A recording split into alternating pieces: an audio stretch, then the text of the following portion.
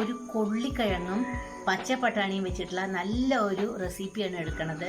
Green പീസും കൊള്ളിയും പിന്നെ ഒരു സവാള ചെറുതായി അരിഞ്ഞത്, ഒരു 3 പച്ചമുളക്, കുറച്ച് ഇഞ്ചി, കറിവേപ്പില.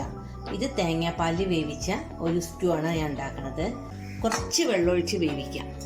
ഇപ്പം തേങ്ങാപ്പാലിൽ വേവിക്കണ്ട കേട്ടോ. അതിന് മുമ്പ് കുറച്ച് ഗരം മസാലയുടെ ഒരു പൊടി നമുക്ക് ഇട്ട് കൊടുക്കാം. ഇത് മാത്രമേ ഇതിൽ ഇടണുള്ളൂ കേട്ടോ.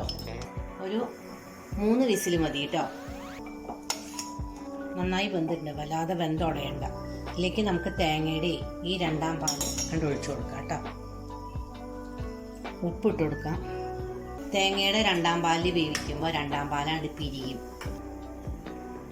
സ്റ്റൂവിന് വേണ്ടിയിട്ടേ നമുക്ക് നല്ലൊരു വെള്ളപ്പം ഞാൻ ഉണ്ടാക്കുന്നുണ്ട് കേട്ടോ. കണ്ടോ, നല്ല അടിപൊളി വെള്ളപ്പം.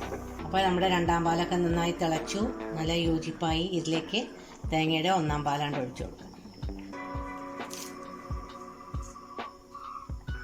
ചെറിയൊരു തിള വരിക, ഓഫ് ചെയ്യുക. വേണമെങ്കിൽ നിങ്ങൾക്ക് ഇതിൽ ചെറിയ ഉള്ളി വറുത്തിടാം, അല്ലെങ്കിൽ കുറച്ച് വെളിച്ചെണ്ണയൊക്കെ ഒഴിക്കാം. പക്ഷെ നമ്മൾ ചേർക്കണില്ല, തേങ്ങാപ്പാൽ വെളിച്ചെണ്ണയാണ്.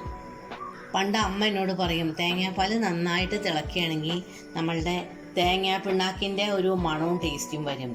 അതാണ് അത്ര തേങ്ങാപ്പാൽ തിളക്കേണ്ടെന്ന് പറയണത്.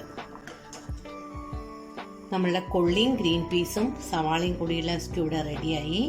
എപ്പോഴും ഉണ്ടാക്കി വെച്ച പാത്രത്തിൽ കുറച്ച് നേരം ഇരിക്കണം. ഈ നല്ലൊരു വീഡിയോ ആയിട്ട് എത്രയും പെട്ടെന്ന് നിങ്ങളുടെ മുമ്പിലേക്ക് വരൂ കേട്ടോ.